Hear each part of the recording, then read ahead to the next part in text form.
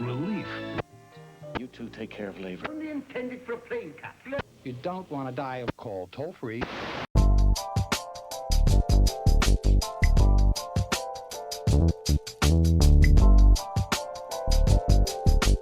Hi and welcome back to another episode of SCREENLAND. My name is Brian Lloyd.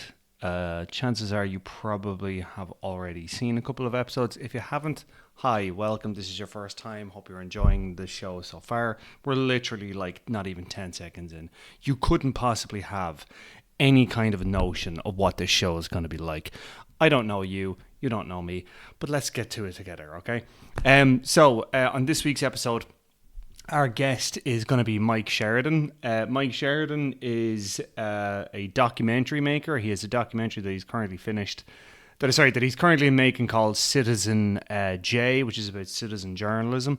Documentary that he's completed that was in the IFI Documentary Festival last year. It's called Amplified. It's all about, I guess, the rise of like extremism in Ireland and how it's kind of basically, it's American far-right extremism washing up on the shores of Ireland, and how the cultural exchange between Ireland and America, you know, has really, you know, it's been one way, but it's also been, there's a lot of history in it as well. It's great though. I don't know when he's releasing it, but we talk about the documentary. His pick for SCREENLAND, by the way, I should have said, is The Daily Show with Jon Stewart. Now, full disclosure, I filmed that interview with Mike, I want to say about 3 weeks ago. It was basically the day after it was announced that Colbert, the Late Show with Stephen Colbert was being cancelled. So we were talking about the Skydance Paramount merger and all the rest of it, which has now subsequently gone through. Surprise, surprise. So it's a little bit dated in that regard, but I think everything else he had to say was pretty interesting. Lots to talk about, you know, how, you know, independent media and what Jon Stewart is doing, how the two of them kind of correlate, talk about sort of political absolutism. Very, very in-depth. I don't know if all of it was as smart or as coherent as I thought it was, but you know what? The reason I don't talk about politics, it's not because I'm not political. Of course I am. How could you not be? It's more that I think of myself as being quite inarticulate. I think of myself as inarticulate generally. But when it comes to politics, I have a moral clarity. I mean, I can look at what's going on in Gaza and what the Israeli regime is doing to those people and say, yes, that's genocide. Of course it's genocide. How could it not be? And I mean, like, I think about, like, you know, like screen content and stuff like that. Like, and I mean, you know, I saw that video the other day of you know, the journalists and rescue workers in the hospital, and it had been hit and they had gone in to try to get people out, and then the Israelis hit it again. And they just saw it, and it was on live TV. It's almost like they waited for the cameras to get set up, and then they hit it again. And I can't get it out of my head. Anyways, I don't know. Like, I think about this a lot. That, like, you know, how is it that your phone, you know, in one instance on Instagram, you're looking at some stupid clip from My Dinner with Andre with Subway Surfers underneath it, and you find that funny, and then you literally swipe a thumb and then you see something like what I was just described, and like, what is that actually going to do long term to everybody? Like, I don't know. And I don't know. I mean, this is why I don't necessarily talk about politics, because I don't have the answers, and I don't know how to articulate something satisfying out of it. I don't know. Or maybe there isn't. I don't think there is anything to be rendered other than just complete horror. Anyways, so we'll get on to something else. Reviews this week. 3 films. First one, Caught Stealing. Austin Butler doing basically like what would have been a mid-tier, craft work film in the 90s by Val Kilmer, directed by Darren Aronofsky. I think, like, I was watching this and it's enjoyable. It's fine. It's okay. It's like, I would presume it's adapted from like some sort of airport novel. And this is an airplane film, which is, you'll watch it, you'll enjoy it. It's passable. Everything's fine, and then you'll leave the cinema and you won't think about it again. And that's how I basically felt with this. I was enjoying it as I was consuming it. Austin Butler is very likable. He's able to play that kind of languid Val Kilmer thing. Him and Zoe Kravitz, great chemistry together.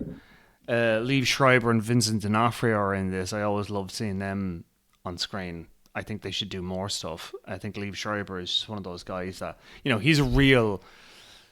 I really feel like he's, kind of like almost George C. Scott kind of gruff, bordering on character actor, don't make him like that anymore kind of vibes. I don't know, he's great in it anyway. And same with Vincent D'Onofrio as well, they're great. And Carol Kane is in it. Oh, and fucking Griffin Dunne, obviously. Like, the whole film is basically like after hours, but with a bit more of a kind of a grungy edge to it in 90s New York. And it's fine, but it didn't exactly knock my socks off. Mike Finnerty, my former colleague, another ex-Entertainment.ie colleague, did not like it. And we were talking about it afterwards, and it was like, I thought it was okay. And he was like, no, it was shit. I was like, it was shit. And I was like, I don't know what I thought of it. I still don't know what I thought of it. And, like, that's the thing of it, isn't it? Like, there are some films that you just watch, and, like, it's, they're not good enough and they're not bad enough to have a strong enough opinion. It's just like, it was fine. And that's what Caught Stealing is. That's about as damning with false praise as I can get. It was fine. Let's move on to another film that has a similar buzz, at least critically in my mind, which is The Thursday Murder Club. Now, Richard Osman, right, is somebody who I am familiar with. I think if you work in the entertainment industry, if you work in, film and television, or you're at least a fan, a connoisseur of that, you will have had cause to cross paths with his work, be it Taskmaster or, Game of Games or any of his stuff, or The Rest is Entertainment, obviously. And obviously he's a writer as well. He wrote The Thursday Murder Club. He wrote The Man Who Died Twice. And, in reading the book and then obviously seeing the Netflix adaptation of it, what you really kind of understand is that he's basically just taking, Sunday afternoon crime capers like, Miss Marple or, Cozy Crime, Columbo. Well, maybe not Columbo. Well, yeah, I suppose you could say Columbo. But, that one with the guy with the jag. Oh, God. I can see it and everything. And I can't fucking think of it now. And it's driving me mad. It's not... Oh, my God. I can't think of it. But John Thaw. And he drives a jag. You're screaming at this recording now. I know you were. And I can't fucking think of the name, but that's going to drive me mad. Anyways, it's that kind of a vibe. That's what The Thursday Murder Club is. Great cast. Helen Mirren, Pierce Brosnan, Daniel Mays. Love seeing him in stuff. Naomi Ackie, again, love seeing him in stuff. Richard E. Grant plays the baddie in this. Always good fun. Like, you can tell that... the people that are doing it are all enjoying themselves. Everyone's having a blast. Pierce Brosnan playing a socialist, former trade unionist with a lovely beard. I mean, my God, fantastic. Helen Mirren playing an ex-spy.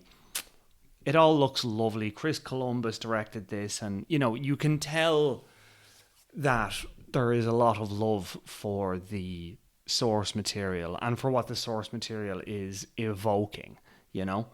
I just wish it was a little bit better. That's the God's honest truth. I just wish it was a little bit better. I just wish there was something more to it than sort of homage and pastiche and kind of, you know, we're making this cool again. We're doing this again. And like, yeah, no, it's smart. It's smart to have like these great actors and, you know, kind of talking about, you know, being relevant and, you know, just because, you know, you're over 75, that, you know, you have something to offer and all the rest of it. You know, it's, I am in favor of everything that it is trying to do. I, again, like caught stealing, I'm just like, you know, none of this really kind of got me anywhere that I was like, oh, this is, you know, oh, this, I mean, like, this should be up my street because I love Columbo. You know what I mean?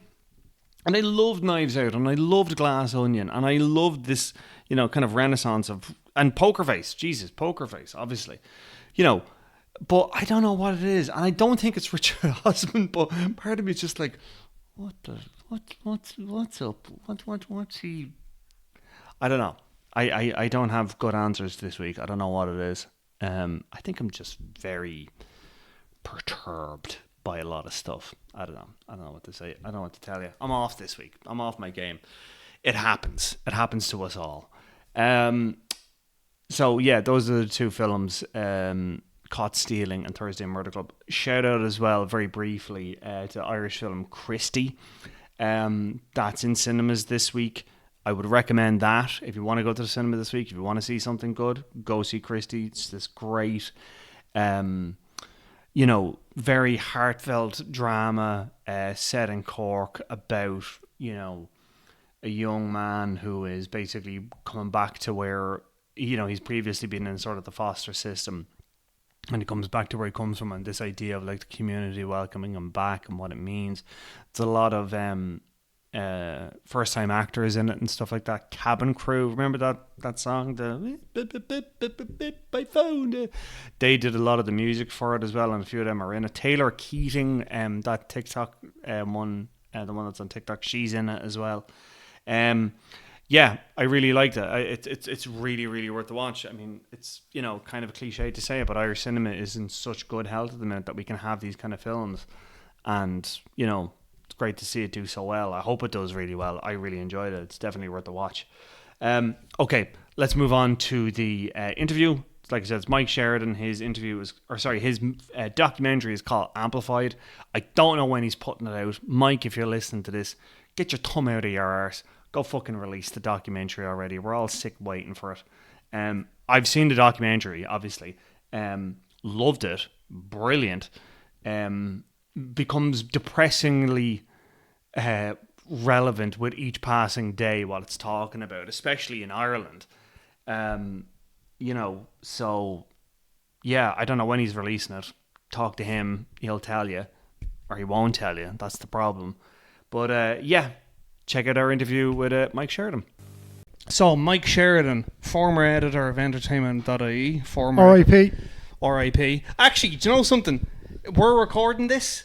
This is the 1 year anniversary of us all being made redundant today. No way, that was a year ago. That was a year ago today when we record this. Yeah, Dave O'Shaughnessy, shout out to Dave, and Mairead and Fiona were all in the redundies. We're all in like a, you know, good peoples. Yeah, but we're all in like this little WhatsApp group, and like he sent a message. He put a message into it this morning saying today is the 1 year anniversary. I thought you were going to say to put a message into it going, you're all redundant. No. Well, like today, a year ago, we all got the phone call. It was like, yeah, these are all being. Somebody made just redundant. sets up a WhatsApp group and it's like, These game are all over, folks. These are all. It's all over. It's all done.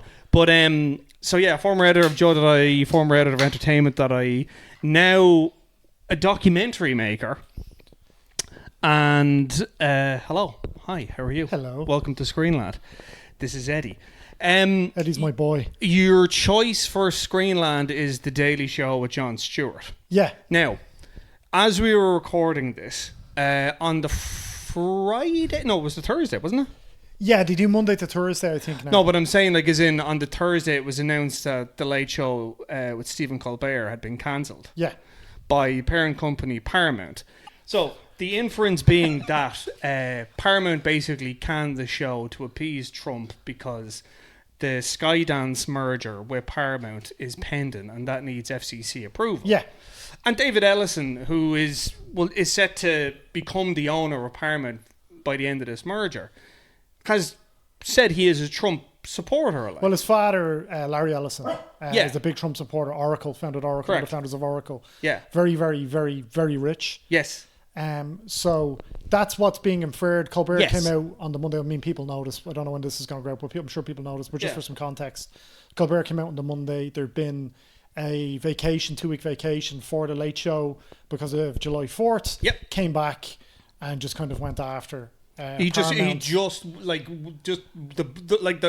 his eyes went black. Yeah. And he just sank his teeth in, and it was brilliant. It was brilliant, and he did it in a very Stephen Colbert, funny, relatable, comical way. Yeah. But Which he yeah. arguably honed, I would say, on the Daily Show. You know that like Jon Stewart really did kind of. Thank you. For Get him, that. Eddie. Get him. Thank you for that.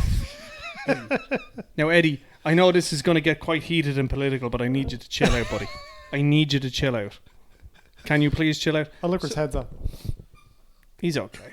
So, anyways, so yeah, like that tone, that kind of ability to be, politically astute and like really kind of like delve into it, but make it kind of package it in such a way that it's easily digestible. Yeah. I have a problem, right? Because I know we're kind of jumping all over the place, but this is the problem that I have with The Daily Show, and it's kind of the problem I have with American political comedy as a whole. And it's not necessarily that like this has begun with Trump, but I feel like Trump is kind of the sort of it focuses it, right? Pointing out politicians, at least American politicians, pointing out that they're hypocrites, pointing out that they say one thing and do another, that they're generally just full of shit, which was what Jon Stewart did brilliantly.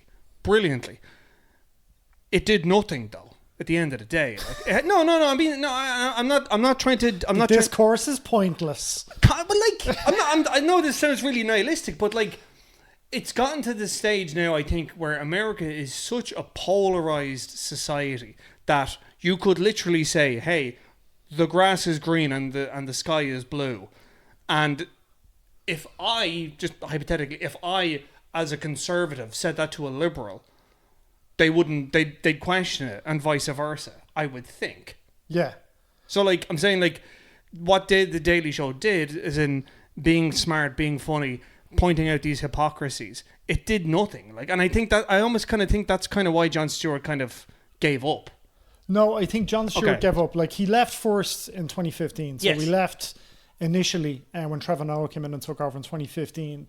I think because of the grind of the show. Right. And that's the reason that Trevor Noah left as well. Yeah. So it's not dissimilar to being like an editor as a journalist. Because I would have said as an editor in different publications over the years, you need to know enough.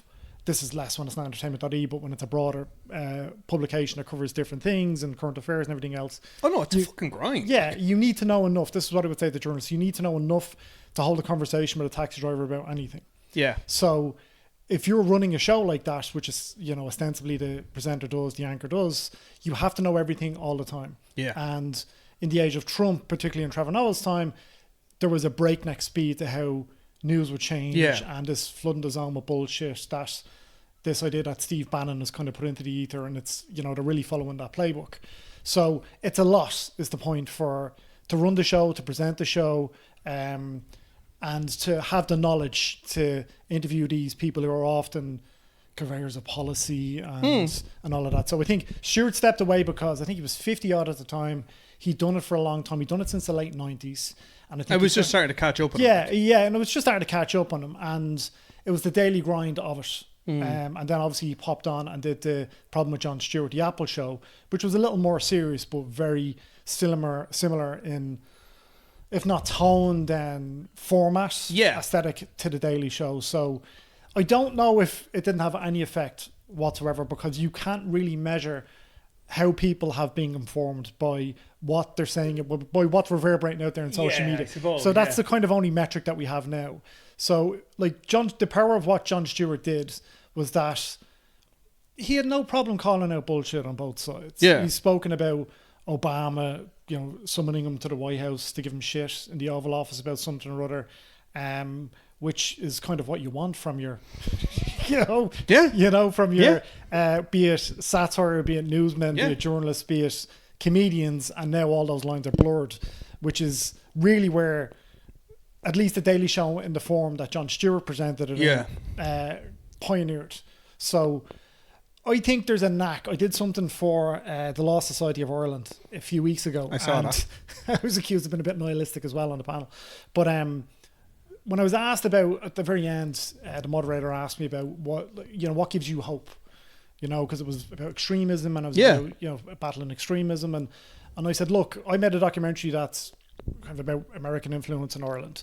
So looking there at like bad, good and different, but mostly bad, and nefarious political messaging and all that stuff that has affected Ireland.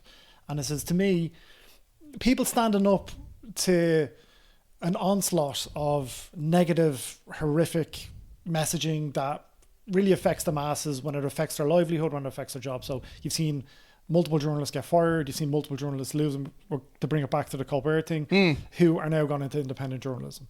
So really, the line's been blurred between entertainment and journalism. Started happening a long time ago, but it didn't start happening. Long-winded way to get round to it. It didn't start happening with the Daily Show. No, it didn't. It started happening with politicians. Yeah. So from JFK, who was the superstar, seen as a movie star, first movie star politician, to Ronald Reagan, who was literally a movie star, or an actor who became a politician and president, to Bill Clinton playing the saxophone on Arsenio Hall. Arsenio Hall, I thought it was Tonight Show, you're right, it's Arsenio Hall, to Arnold Schwarzenegger announcing on the Tonight Show that he was running for office. The lines have been blurred for a very, very long time. Yeah. And I think people look to the Daily Show, not just for entertainment, but for information. And it's how Jon Stewart conveys that information.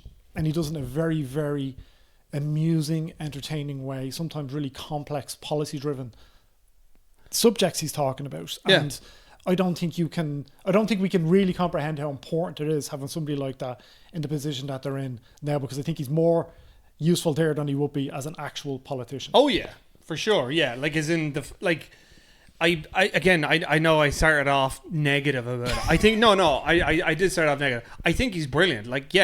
And I think the style that he has pioneered.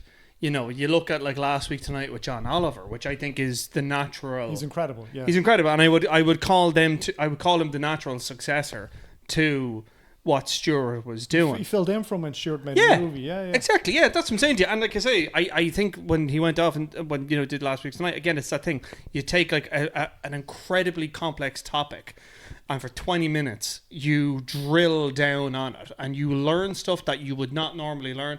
And the comedy is the kind of the sugar to make it go down, But in saying that, right, do you think the putting in that comedy is kind of, I don't want to say it's cheapening it or making it, like it's infotainment, like let's be honest about it. Like, does that then kind of take away the seriousness, and does that then become a kind of corrosive element into politics? I think it depends on who's doing it, right? So I think to take it somebody like Jon Stewart or even Stephen Colbert, you can tell they give a shit. You can tell. You can tell their point of view is genuine, and the really smart ones, even I think Seth Meyers would probably come into this bracket as well. Yeah, they have writers' rooms, but as part of those writers' rooms, they have journalists. Yes.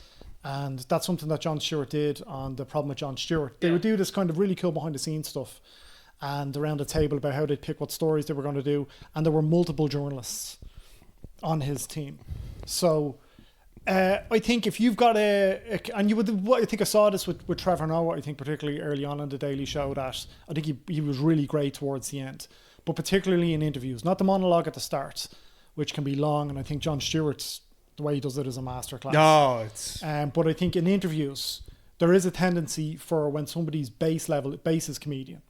So Trevor Noah, who was, kind of thrust into this, huge position kind of out of nowhere, whereas Jon Stewart had been doing it for a long time. Yeah. So my point being, the instinct would be to default back to comedy, to crack a joke, to make a joke, and maybe not stay on the more serious points, because you're doing it in front of a studio audience. You're a comedian and you want people to laugh. So I absolutely take that point.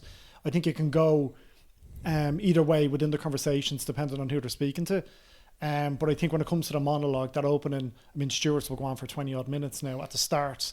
Then I find it, I mean, I've some semblance of undiagnosed ADHD or whatever.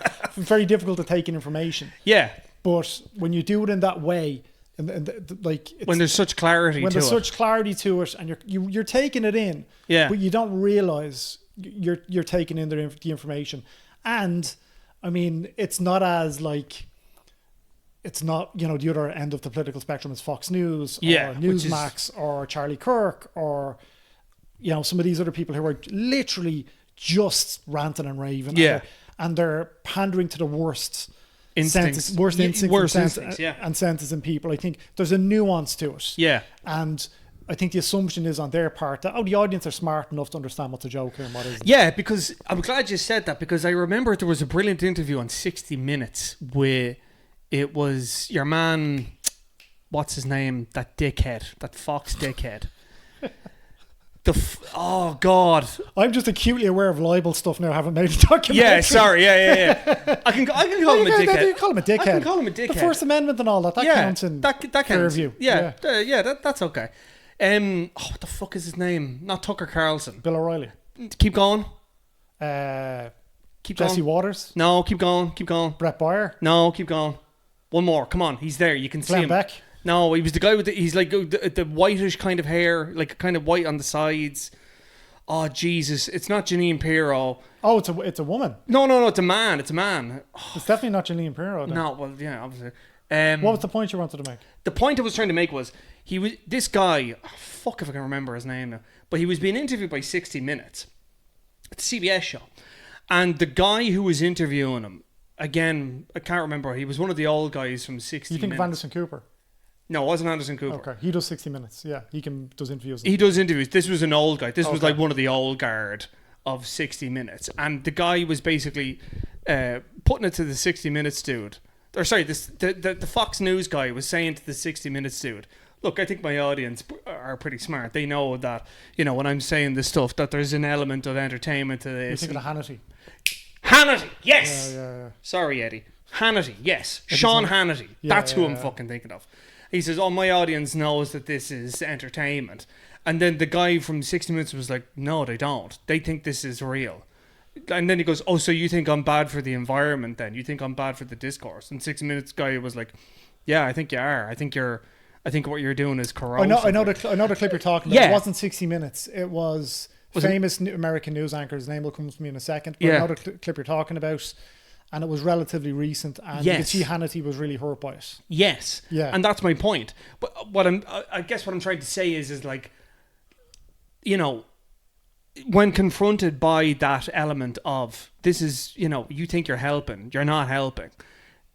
Conversely, I kind of look at like Jon Stewart. Not that like people like. Okay, so obviously what Sean Hannity is doing is. We can say it like it's disinformation, like, or at least it's taking. Well, they've been sued for it. Yeah, they have been sued for it. Yeah, like obviously the Dominion voting system and stuff. But like what Jon Stewart, I think, is doing, and again, this is kind of devil's advocate. Like, I think it's like these are really serious topics. Yes, you can kind of spin the ball a little bit, make it funny, make it digestible or whatever. But like, it's pretty serious shit. Like, this should be treated seriously, and he has done that. I just wonder. Is this helping? Is he hindering and not helping? Like, do you know that kind of way? Is it the input of comedy is kind of, I don't know, like it's kind of. I mean, it's making it less serious. Yeah, I mean, I think people don't take it seriously. I mean, again, you can't treat your audience like idiots. Like, no, I get that. Like a lot of those very much opinion shows would do. The Daily Show wears, I think, its intentions on its sleeve. It is satire. It did kind of pioneer that form of satire. Like some of the correspondence, it's pretty obvious what they're doing now, and I think a lot of them are great at it. I think Desi Lydic is fantastic as well. Jordan Klepper's great. Michael Costa's great. I think if anything, what Stewart may have done inadvertently, and you can't blame him for this, is influence right wing. Yeah, influence comedians. Yeah. I think full stop into thinking that they can be political commentators. And they can't. Well, they don't have his... like, if you watch or listen to Jon Stewart do an interview, particularly he's got a podcast now called The Weekly Show, and if you hear him speaking to people, his depth of knowledge is genuinely incredible. Yeah. The nuances of politics, the intrinsics of policies, the intrinsics of certain bills, he really, really understands. And I'm not saying he doesn't have researches and stuff. He clearly does. But he's been doing it for a very, very long time. And he can take it and exactly. make, Now, I think there's certainly a batch of kind of newer comedians who dip their toe in the water when it comes to the politics stuff, and they've gotten huge podcasts off the back of it. But I think that's a broader problem with news in America in general, and again that crossover between news and entertainment. I don't think it's got anything to do with the Daily Show. I think it comes down to money. Yeah. And I think there's been an issue with, I think, the American news system for decades, because whenever there's a presidential election, just as an example, it's treated like the Super Bowl. Yeah. And the primaries are treated like the Super Bowl. And Jon Stewart's spoken about this a lot, about how there can't be an urgency all the time.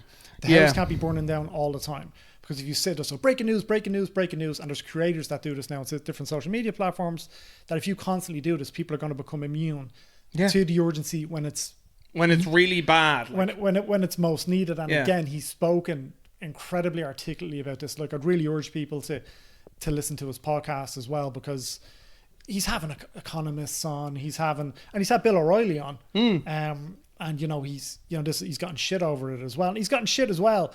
I mean, I left Twitter a long time ago. I know you did too. Not a long time ago, a few months ago, and it was that I didn't see the benefit to it anymore. And also Celtic had just gotten beaten by Rangers, even though we won the league, and I didn't want to engage. You don't want to. I didn't want to engage. You don't want to keep your Listen, we're all over 40. We got to keep that blood pressure down. Like, out of sight, out of mind. But somebody called Jon Stewart a libertarian. And I just had tens of thousands of engage and I was thinking to myself, I mean, I could try and correct this person. I don't know what the point. I'm not saying they don't do that on other social media platforms. People do, but if Jon Stewart is a libertarian, or if you think Jon Stewart is a libertarian, then you get your news through a very specific filter, and that's the other end of that far right spectrum. Yeah. It's that crossover between Bernie bros and Trump supporters. That is the libertarian element to it. You know, I'm not saying Bernie Sanders is a libertarian. He's clearly not. He's a democratic socialist, but that's my point. That there's extremes on there's extreme views, and it's all absolutist when it's on social media. Yeah, and I think as well the fact that you have this. I'm glad like it's this thing now that corporate media, or at least the institutional media, as it were, they are now fighting tooth and nail to keep on top, or at least to kind of keep eyeballs on them, because you mentioned there, like, say, Brian Tyler Cohen, for example, or Pod Save America, or progressive creators, like Hassan Piker, and then and then on the right hand side you have Charlie Kirk, fucking Laura Loomer, Benny fucking Johnson, Steve Bannon, So it's all being pulled in different directions, but the independent creators don't have to adhere to the same the same standards that CNN do, or the New York Times. However, the New York Times and CNN, and I'll put the Wall Street Journal in there as well, because they would be considered a sort of a right wing, or certainly a more conservative. Rupert Murdoch owns them. I'm making the point of, like, they themselves are trying to kind of be more absolutist, I would say, but are budging up against the kind of the guardrails of their own institution. All of this is to basically say, how fucked is America realistically? No, genuinely, how fucked are they? Like, they look pretty. I would like yourself. I would have consumed American popular culture for the better part of my adult life. I have watched the political landscape shift and change over the last 20 years, because that's really when this all kicked off at the Tea Party. Like, how fucked are they, do you think? Oh, I don't know if there's any going back from some of the stuff that's happened in the first 6 months of Trump's presidency, because I think how he got elected in the first place. Dodgy as shit. Well, I don't want to sound like a conspiracy theorist, but like, I mean, the point being, he just lied about a lot of stuff. JD Vance just lied about a lot of stuff, and the Democrats had no idea how to battle it. So what the Democrats are trying to do is still based in some semblance of truth. There's bullshit art. There's plenty of them on the Democratic side as well, and I think that's kind of, people are getting a bit disillusioned with that too. But I don't think you can blame Democrats for what's happening in America right now. Like, it's, I think even from 2016, or from when Trump took office to 2017 to when he got beaten by Biden in 2020, he had people there who were guardrails from, and it's almost cliche to say it, but there were. The guardrails are gone. And I've interviewed a lot of them. Like, I've interviewed Mark Esper, who was his Secretary of Defense, you know, and now it's Pete Hegseth. Like, it's difficult to articulate or communicate the difference in these men and their backgrounds. Yeah. And regardless of what you think of, or what somebody like Mark Esper's politics might be, right? Now, the documentary we made, again, is, you know, there's very much a base, and there's a lot of American politicians in it. Yeah. There's a lot of people from the New York Times, people from the Washington Post, reporters and stuff speaking to it as well. I will say that we tried to get Ted Cruz, we tried to get, because we speak about them in the documentary, Don Trump Jr., Marjorie Taylor Greene, and we reached out to a lot of quote unquote like right wing. I don't believe in a monolith. I think that's a different conversation. But, you know, and certainly in terms of people who've echoed Trump's, sure, you know, we tried to get them and they wouldn't speak to us, because the documentary was, again, ostensibly about rhetoric and ostensibly about American influence on other countries, blah blah blah.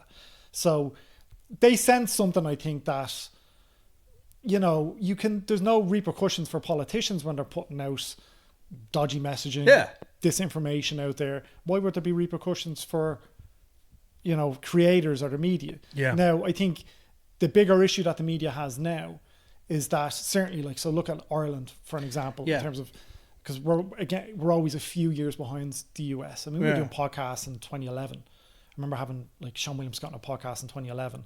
And even up to 2015, 2016, we would have done podcasts on entertainment.ie. Yeah.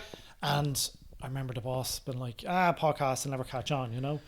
And it was a few years, but the point being, it's one of those things that takes a few years to catch on. It does, yeah. So by Ireland's been behind, I don't think it's been behind in terms of, like, okay, now there's digital podcasting networks. Yeah. There's all of that stuff now, a few years after the US, a year or two after the UK, whatever it is. I think an institution like RTE, there's a lot on the line when they get something wrong. But there's a buffer period between verifying when something has happened and verifying how it happened and what happened exactly. Yeah. And an RT would have, like, procedures and, you know, boxes they very, need to very take before rigorous. Stories go out. Nowadays, something goes out on social media and it's already moved around the ether and back and forth, and there's been horrendous cases of it very recently about misinformation, disinformation that have led to violence, that have led to horrific things. And by the time publications like RTE or the Indo or the Irish Times get the verified information, or the Journal, who I think are excellent, get the verified information out there, there's the bullshit is already, the walls are already covered in shit. Yeah. And it's impossible. And that's what I think the media needs to catch up with. And you can't, it's not that you can't be faster, or you can't, it's how you verify information faster, how you gain the trust back of people that have lost the trust of the media because they think it's an institution and they think everybody's out to get them. Yes. That's all. Yeah, I agree with all of that. I would ask you this though, right? Do you think, just to bring it back to the Daily Show for a minute, right? Looking at Ireland, looking at our political landscape, right? I mean, extremism has not really, in the political sphere at least, has not really kind of taken hold. It hasn't. I mean, look, okay, right? You have, like, you know, a few headbangers, but, like, generally speaking, I don't know about that. I think with the voting system, the parliamentary system we have in Ireland makes it difficult. It does for these, for want of a better phrase, headdaballs. Yeah, headbangers. Yeah, whatever. To get into power. But you've also had, like, look at the European elections we had here a year or two ago. There were far right candidates getting tens of thousands of first preference votes, and that should be a warning. So now there's others that had their arse handed to them when they tried to get into the Dáil, but they got in at a local level. And if you go and look at how these figures rise in America, what they'll tell people, what the far right is in America, what they'll tell people to do from an evangelical background, wherever it is get in at the school board level. Yeah. And that's your first level to go into politics. So, I mean, it looks like there's not really, it's like, we've got this kind of grey, in America it'd be considered left, but over here it's kind of centre-right grey area in government at the moment, and rotating Taoiseachs and all of this stuff. But it didn't take very long for, a lot of members of the Tea Party to bring back to America are in. Like Ted Cruz was a member of the Tea Party. There was a lot of members, and that's not really coming to fruition until 2016, 2017 when MAGA really kicked in. Yeah. So the point being, you just need to plant the seeds, and those seeds are firmly planted. Now, we've a guy in the documentary, he's a brilliant guy, David Gilbert, writes for Wired. Irish guy, has written extensively about this stuff, and he's spoken to me a few times about how if you go in and look at the Telegram chats, they've all these, they all started in COVID, Yeah, of course they do. And if you go in and look at it, they're all just arguing with each other. Yeah. So there's no cohesion, or there's no Steve Bannon. That's it. There needs to be a lightning rod. Yeah. And that's what I'm saying to you. Steve Bannon, I think, is one of the most consequential figures of this generation, politically, culturally. You cannot overstate how smart that man is. You can't. That's terrifying. It is. That's terrifying. And that look, you're he saying was one of Trump's chief of staff, chief strategist, whatever, chief advisor in the first administration, and he's more impactful outside of that administration now. And he can consider himself a martyr because he went to jail for a few months as well. He's a terrifyingly smart man. Yeah. And people like him are the antithesis to somebody like a Jon Stewart. But I think people who understand the intrinsics of messaging and everything else that follow somebody like Jon Stewart, or figures like Hassan Piker and all these guys, can be a bit more absolutist and can be a bit less forgiving than the people that might, I'm not saying that's a good or a bad thing, it's just an observation. So, Steve Bannon says something and we're on board, get your guns, Second Amendment, blah, blah, blah. They're way quicker to get in line. I'm not saying that that's what you want. I'm just saying, if you're educated, you'll question what you're being told a bit more. If that makes sense. Yeah, no, I get that.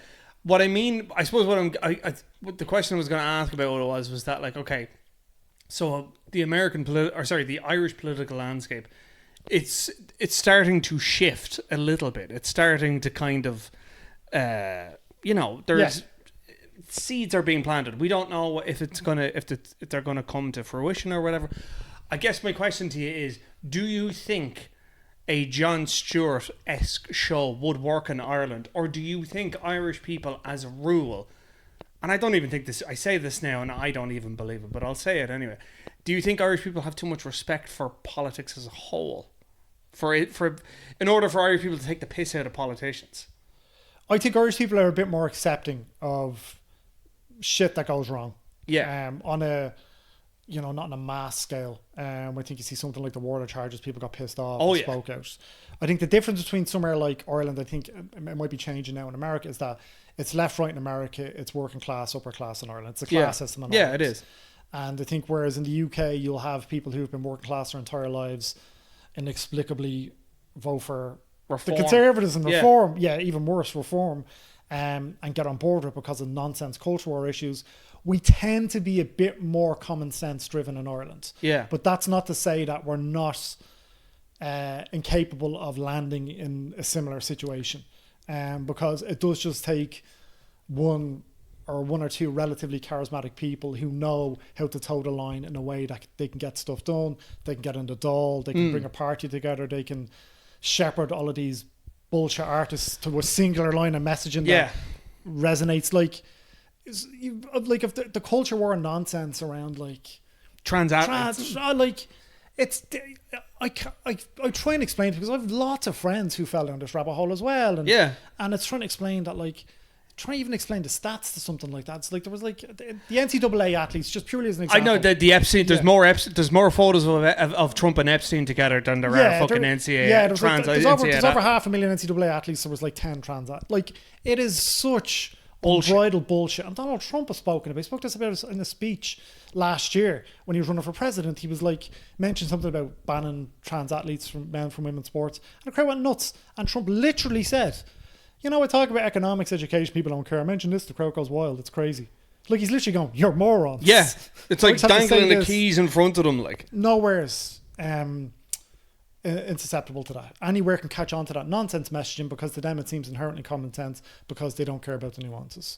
So to bring it back to Jon Stewart and shows like Jon Stewart, whether they work or not, where people get their information from is really important. crucial. Yeah. And whether they trust people or not, whether they trust the information source is really, really crucial. For whatever reason, Jon Stewart has become one of the most trusted men in America. I have the inexplicable joy I felt when he was coming back to the Daily Show, even for incredible. a day a week. Yeah. And because it sounds trite, but the world needs this man. And the world needs people like Stephen Colbert. I don't know if we have, I mean, I know we've got different podcasts and stuff like that here that are very popular, but it feels like a bit of an echo chamber in terms of There is a there's a politics podcast in Ireland called the Echo Chamber. Is there? There is. Yeah. I will say I would consume a lot more American news. Yeah, than I same. would. But like, I mean, I pay attention. You know, like anybody. And we do have some Irish politicians in the dock, and I've interviewed them over the years. But yeah, I mean, even purely as an example, I've tried to get Irish politicians to speak to me for podcasts, for interviews, for the documentary. And we have like Paul Murphy's in the documentary. But we reached out to a lot of Irish politicians. A lot of them are wary about it. Whereas in saying that now, we've had multiple presidential candidates from America. We filmed in Texas. We filmed in DC multiple times. And it was easier to get those people to speak to us than it was Irish politicians. So there's a... Is it a lack of trust? Like, I don't know. Like, it was obviously American politicians are media trained up the wazoo, whereas... I just think they do the research. Yeah. Like, look somebody up and... You can verify it. There I am. There's the is this digital person footprint. nuts? Is this person not nuts? They don't necessarily need to align with your views or whatever, but what kind of interview is this going to be? And then, I mean, politicians by and large are terrified of saying the wrong thing. Yeah, and I think that's it, isn't it? Like, I mean, the fact that, like, you know, we had something like... the nearest thing I could think to, like, political satire in Ireland was, like, Bull Island way back when. And Republic of Telly kind of did. Republic of Telly did a little bit of it as well, but generally speaking, like, as in the one that was specific to political satire and comedy was Bull Island, and that, you know, was very. I remember it, like, it was quite sharp at times. Like, I mean, now you got like Callan's Kicks and stuff like that on RTE, and they can kind of like it's more kind of slapstick than it is directly kind of pointing out. Yeah, well, I think I think shows are built on demographics still. Yeah. Here, and it's still in America in a lot of ways. So unless you've got a singular personality of somebody who's kind of like a driving force in that space, who's backed then by the establishment. Yes. You know, it's not going to happen. You can't just be like, I think an audience would like this, I think a demographic would like this, I think a demographic would like that. You have to have faith in somebody as a member of that quote unquote establishment who feels that the world needs this and platform them. Yeah. And then back them, whether people agree with them or disagree with them. Yeah. And I think it's having the balls to do that is, you know, in a lot of respects is probably what we're missing right now. But again, in America, everything's money. That's it. And if you have money, money is speech. Like, yeah, America, and it's all advertised and you know, it's capitalist to its core. And that's why, you know, this corporate media in America is a bit fucked at the moment. Yeah. And nobody knows what way it's going to go, which is probably the scariest thing. And also, you know, criminal investigations into former administration members for no fucking reason. Yeah, really. Like the John Brennan stuff is. Yeah, and look, like John's a friend of mine. Yeah. So, and Joe's, my partner Joe's. So, and we just had dinner with him a few weeks ago, and his father's Irish. He's in Ireland a lot. How is he about it? I mean, can you talk about that? He hasn't. We haven't had a conversation with him about it because he's gone home. Right. So, but like John was the director of the CIA, he was Homeland Security Advisor to Obama, so understands the intrinsics of government and policy, and especially foreign policy. And he lived in the Middle East for a long time, and all of that stuff. So, it just on a personal level, it's difficult to see somebody you know and like go through something like this. You know, I can't begin to imagine what the shit he's gone through, because he's gone through a lot of shit over the years. As anybody in high positions of office, we've Eric Swalwell, who's a congressman from California. And I don't know, I'm not saying Eric Swalwell is rich, but in America, generally speaking, those who run for office tend to already have a few quid. Yeah. So he was telling us, able to afford protection for his family, for his staff. But those who wouldn't, like. Exactly. And I don't think people realise, you know, you can rise the, you know, like you can rise up in American government and American policy and work for different administrations and all that and still not be that. Yeah, Just as an observation I've made over the years. No, yeah, you're not that well off. You're not that well off. Yeah. Like, and also you're kind of part of a cog. You're a cog and a part of a machine. You're a civil servant, and you can understand how things work and rise and rise and rise. But you know, it's not like you're just. Well, maybe now it's different, but I think over the years it's been. You're a machine that's part of a cog, and you make the decisions as best suited, as you know how, given the restrictions you have, given who is in the administration, who isn't in the administration. So that's what's scary right now, is that you're just launching investigations into, like, not just John, but like Jim Comey, who was the director of the FBI. His daughter was fired. His daughter was fired. Yeah, she was assistant district attorney in Southern District in New York, and she was fired. Now she's prosecuted the Epstein case in 2019. She's prosecuted the Puff Daddy, P Diddy, whatever the fuck he calls himself now. P Diddy, it was P Diddy. Papa Diddy Pop. Look at that video. Snoop Snoop the Loop. Bad Boys for Life. Ben Stiller knocks at Papa Diddy Pop. Ben Stiller actually asks, can he go to one of his parties? And there I said, I want that scrub from the internet. But it's a music video. It's a music video. He's playing a character, for sure. But it always stuck in my head. Papa Diddy Pop. But yeah, it's horrendous. And yeah, it's scary. I mean, not just because I know John. There's other people I've become fairly friendly with in the kind of who've been in and around you in government in the US. And you get an insight from them off camera about what it's like. Not just in terms of danger, but what it's like to get stuff done and what it's like to... I always remember because I seen the documentary and it's brilliant. And I remember like Eric Swalwell talked about, and I don't think I'm giving this away, but he talked about meeting Ted Cruz in the Jacks. Yeah. And Ted Cruz was all like, hey man, you're doing That really sounds well. ominous. Yeah, Ted Cruz been all like, oh hey man, you're doing really good. Yeah, like, and I always remember that quote, that like, you know, Republicans are... Republicans are acting under kayfabe, and Democrats don't even know what kayfabe is. Yeah. And for anyone who doesn't know, kayfabe is basically it's the sort of the wrestler code of silence, where you're basically putting on this persona, performance, but underneath it, you're a completely normal person. Yeah. And that Republicans have just completely embraced kayfabe. I'll give a story about that from the doc. So, yeah, Eric Swalwell tells a story about how he gave a speech on the Senate floor. I think it was Trump's second impeachment, something like that. And he was giving a speech on the floor, and Ted Cruz came on the Senate floor. He's a congressman, and Ted Cruz came over to him after in the toilet, next to the urinal, and he was like, "Great job out there, man." And Swalwell said, he was like, "What the fuck?" He was like, he was on Fox News the night before, absolutely hammering me. Yeah. So I reached out. We tried to get Ted Cruz before this. Yeah. So I reached out to Ted Cruz again, and I was like, "Right." He said this about you. I was like, I said somebody has said, made an accusation that Senator Cruz is performative. Gave us an example. Would he be willing to speak to us? Blah, blah, blah. Hadn't gotten back to his role before that. Somebody from the staff literally came back and was, who said that? They wanted to know. Because I didn't say it was a Republican or a Democrat. They wanted to know who was talking shit about him. That was it. That was the only response I got. So yeah, it's the performative aspect for sure. And they're all guilty of it. There's very few.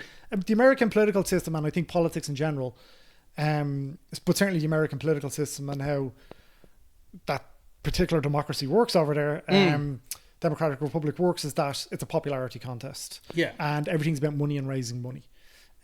So there's a pandering to your base and then pulling yourself to the centre when you want to get more voters than just outside your base. You're running in Congress, you're running in a district, and then you're going statewide.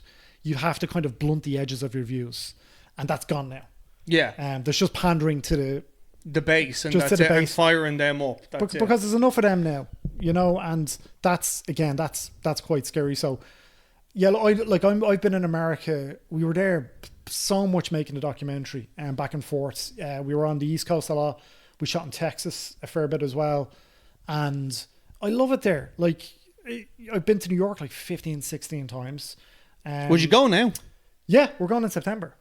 Are you really? Hopefully let me in. I was gonna say, this is the thing. Like, I'm the same as well. Like, I've been there a few times. there's no fucking way I'd go now. I'd be like, I would genuinely be worried. Like if they said, "Here, open up your Instagram." Yeah, look, all my social media is open and stuff like that, and I'm a journalist, so I haven't said anything in any way. I'm just like, I'm a journalist, exactly. So who knows? But the point being, like, we've a lot of friends in the States now. Yeah. So from going there back and forth over the years, and we want to see these people. Sure, sure. But like, I mean, I again, totally respect that. But at the same time, it's like, you know, you could be fucked into a prison in El Salvador because you said free Palestine once. That's not, and like we're joking here, laughing about it. That's happening. Like they're literally like deporting people. Yeah. Like that for nothing. They're literally kidnapping people off the streets. Yeah, there was a story recently about an Irish guy. Yeah. And it only came back really to Ireland because it was an Irish guy. But Correct. a story in The Guardian where a tech worker went to, I think it was South Carolina, North Carolina. Something, yeah. To be with his girlfriend. Long story short, he had stayed his visa for 3 days because his doctor advised him not to travel. He was in a hotel room with his girlfriend around that time, and they had a verbal argument. Somebody called the police on him. Somebody messaged me after I put this out on TikTok saying that he was arrested for, I think I don't remember the technical terms, but holding her hostage basically. But they said he was arrested for holding her hostage because he had her phone on him. So it seemed like some sort of convert. It was a complete, and apparently the girlfriend was like, no, he's got mental health issues. There was nothing physical, blah, blah, blah. Yeah. So long story short, this guy spent 100 days in prison, a long patch of which was spent in federal prison in Georgia. And the story's only coming to light now. So if you can imagine, he's back home now, but if you can imagine an Irish man, right? America is 90-something million people in America who are Irish. I'm assuming Caucasian. Yes. Imagine how difficult it is to be a person of colour in America and have a fucking accent right now, and to be trying to live your life day to day and having to put up with, I can't. It is terrifying shit. Yeah. Which is like, I think that's what our argument, or where I think that argument is really, really interesting about who's going to run in 2028 now. Where you go, like Jon Stewart has said multiple times, he was disappointed in elements of the Obama administration and impressed by the Trump administration. Didn't use the word impressed. I'm I'm paraphrasing, because I think he said Obama, the effectiveness of it. Obama campaigned on hope but governed on the possible. Which I think is a brilliant line. And Trump just fucking bulldozed stuff through. Yeah. Right? And he was like, he wants, you know, why couldn't Obama do that? Yeah. Because they're institutionalists, isn't that it? Well, they respected the Constitution and the three branches of government, and Trump doesn't. But that it's kind of a. But that's it, isn't it? Like, I mean, like you say, like Obama, and I suppose Kamala Harris was a descendant of that, which is like they're institutionalists. They believe in the institutions. People with Kamala Harris are fucking hilarious. Like, hindsight in 2020, and she didn't put a foot wrong, really. No. Like, she ran a great campaign. Trump fucking lied. They just lied. Yeah. They lied a lot and got away with it. They're eating your baby. They're eating the dogs. Eating the cats, and the QAnon believes they're eating the babies. But they embraced conspiracy and people bought it, because a large percentage of Americans believe in that nonsense. But this is, I think, the fascinating argument going forward for America, and who that person is going to be in 2028. Whether it's Pete Buttigieg, whether it's AOC, whether it's Gavin Newsom, and the discourse around these different people online, and how, AOC's too socialist, Pete Buttigieg is gay, Gavin Newsom he wants it too much. I'm like, do you not just want somebody who's going to fucking win? Like, what's you can't have purity tests for everybody. Like, who's going to be the most effective politician that's going to get something done? That should be it. Because I've seen, sorry to interrupt you, I've seen people I know are good, decent people who are in it for the right reasons get decimated. Because that doesn't always equate to successful politics on a national scale. No. You can be if you're an idealist and you don't embrace the lobbyist culture or the donation culture of it, you're fucked. You don't stand a chance. You need to be a bit of a scumbag. So it probably should be Gavin Newsom. I mean, he's got the look. I mean, I mean, Jesus, I don't know. Okay, so the documentary. When is this going out? I I mean, the next couple of weeks. You run a fucking tight ship here, Brian, don't you? Listen, the next tight ship here. Listen, like it's your producer's asleep on the job yeah, here. he's asleep on the job. I mean, he's just kind of like hanging out, like don't worry about it. He's fine. You're my boy, Eddie. It's you're my boy. I was actually watching Old School the other day. It's a masterpiece. Oh my god, it's so fucking. It's a great. Go time. I still have me and my friends still now because I'm in my 40s now. We're like, got a nice little Saturday planned.